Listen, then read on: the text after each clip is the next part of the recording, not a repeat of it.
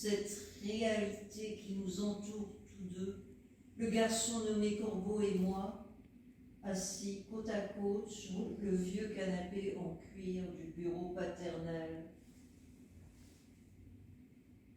Parfois, le destin ressemble à une tempête de sable qui se déplace sans cesse. Parfois, le destin ressemble à une tempête de sable qui se déplace sans cesse. Tu modifies ton allure pour lui échapper, mais la tempête modifie aussi la sienne. Tu changes à nouveau le rythme de ta marche, et la tempête change son rythme elle aussi. C'est sans fin. Cela se répète un nombre incalculable de fois, comme une danse macabre avec le dieu de la mort juste avant l'aube. Pourquoi? Parce que cette tempête n'est pas un phénomène venu d'ailleurs, sans aucun lien avec toi. Elle est toi-même, et rien d'autre. Elle vient de l'intérieur de toi.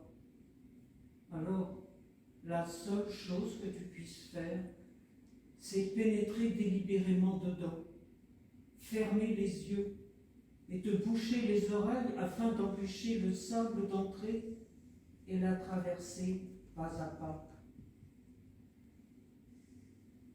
Au cœur de cette tempête, il n'y a pas de soleil, il n'y a pas de lune, pas de repère dans l'espace.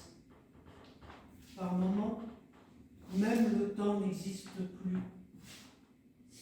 Il n'y a que du sable blanc et fin comme des os broyés qui tourbillonnent haut dans le ciel. Voilà la tempête de sable que tu dois imaginer.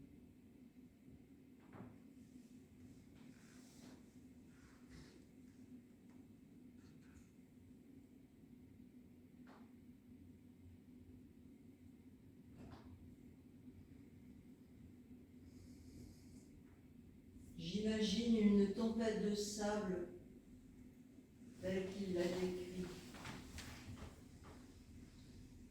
Une trombe de sable blanc s'élève droit vers le ciel, pareil à un effet de cordage.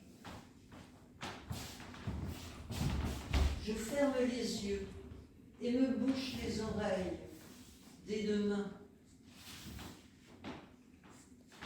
afin que ce sable fin ne pénètre pas à l'intérieur de mon corps. La colonne se rapproche, se dirige droit sur moi. Je sens la pression du vent sur ma peau. La tempête s'apprête à m'avaler. Alors, le garçon nommé Corbeau pose une main sur mon épaule.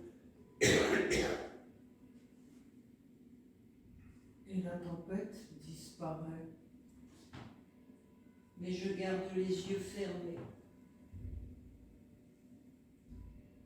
À partir de maintenant, tu dois devenir le garçon de 15 ans le plus endurci du monde, quoi qu'il arrive, parce que c'est le seul moyen que tu as pour survivre dans ce monde. Et pour cela, il faut que tu comprennes par toi-même ce que cela signifie de devenir un vrai Dieu. Compris? Je reste silencieux. J'ai envie de sombrer lentement dans le sommeil, comme ça, avec la main du garçon sur mon épaule. Je perçois un léger battement d'ailes près de mes oreilles. Tu vas devenir le garçon de 15 ans, le plus courageux au monde, murmure le garçon nommé Corbeau. Tandis que j'essaye de m'endormir. C'est comme s'il tatouait ces mots sur mon cœur, avec une encre d'un bleu profond.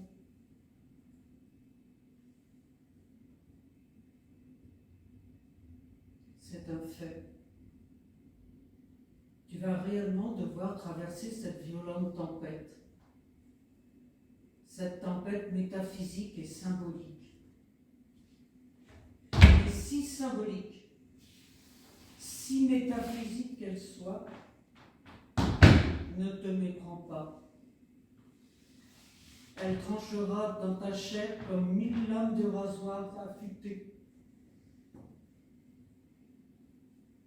Des gens saigneront, et toi aussi tu saigneras. Un sang chaud et rouge coulera.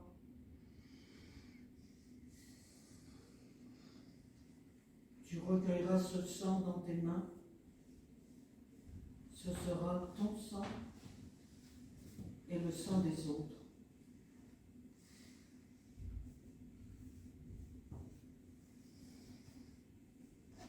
Une fois la tempête passée,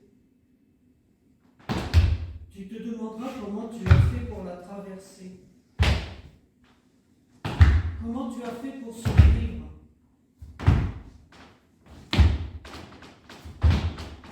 Tu ne seras pas très sûr, en fait, qu'elle soit vraiment achevée. Mais sois certain d'une chose. Une fois que tu auras essuyé cette tempête, tu ne seras plus le même. Tel est le sens de cette tempête. Tel est le sens de cette tempête. Tel est le sens de cette tempête.